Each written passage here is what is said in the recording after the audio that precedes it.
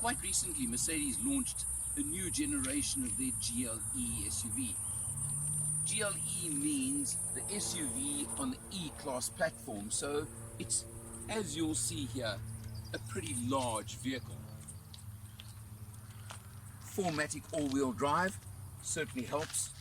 22-inch wheels over here on lovely looking mags. Got a good looking running board over there to help your entry and egress. And lots of room, as I said. You come round to the boot over here, because remembering the GLE is a 5-seater. So you've certainly got a very, very large boot area for 5 passengers.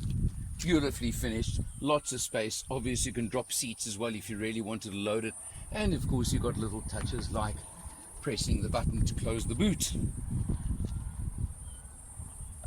We're driving the 300D version right now, which means it's powered by modern torque, a 2-litre turbo diesel engine, putting out 180 kilowatts, 500 Newton meters of torque through a 9-speed automatic gearbox. It's a lot of spec on a vehicle. And maybe you would think that a 2-litre engine is small for a vehicle this size.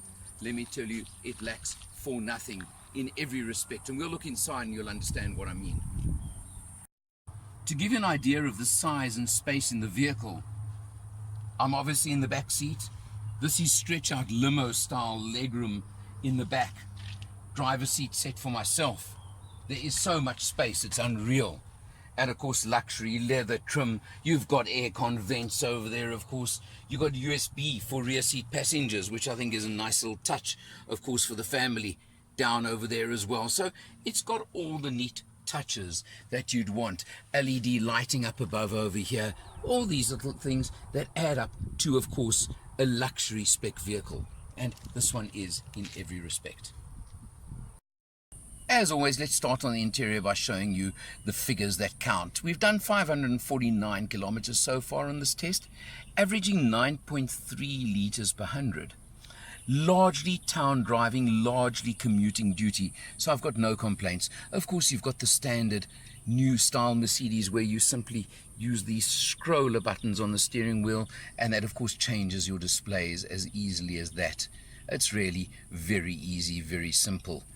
And you've got, of course, cruise control and everything else, even the electric seats on both driver and passenger side. Standard Mercedes fare on how to adjust your seats. You come across to, of course, the new style Mercedes center console and the infotainment screen, which does have the M-Bucks Hey Mercedes system, which will probably chirp in at some stage while I'm doing this video and ask how it can help. For example, hey Mercedes, will you close the sunroof? Is on. Hey Mercedes, How can I help you? close the sunroof. I'm closing the roller sunblind on the sliding sunroof. As you see, big double panoramic roof on this car, and you play with Hey Mercedes with many other functions, but of course this is what you can do with it, and I love playing with it, I have to be honest. So you've got full navigation, you've got everything on the infotainment system. You come down to the central vents for the air conditioning system, highly effective dual zone air conditioning controls over here, and then you've of course got the very neat center console that you can pull closed, or over there for my phone. You've got the stroller controller over here for, of course, your infotainment system. And then if you go back to the center screen, of course, that button over there is for your transmission settings, individual, sport, eco, comfort, and individual. You can then reset various ones. We've been driving in comfort for most of this test, I'll be honest with you, but it works very well. Coming back over here, of course, you've got another little button over here that actually can adjust the height of the vehicle for parking, etc., or for bad roads, and it simply adjusts the ride height on the suspension. You've got the very interesting armrest type effects over here, which I find quite different, quite interesting, but really comfortable. And of course you can't really see it right now, but the ambient lighting on the doors and across the dash, etc., which change colors and can be set to so many different colors as and when you want. The 9-speed automatic transmission I mentioned earlier, incredibly smooth, really luxurious, of course operated by the normal stalk on Mercedes You've got flappy pedals as well if you want them. The question, of course, is what does all this luxury cost you, and all this vehicle cost you? Well, in standard spec, the GLE 300D goes for about 1.2 million, and I'm using those words deliberately because, of course, it does depend on how you want to spec your vehicle.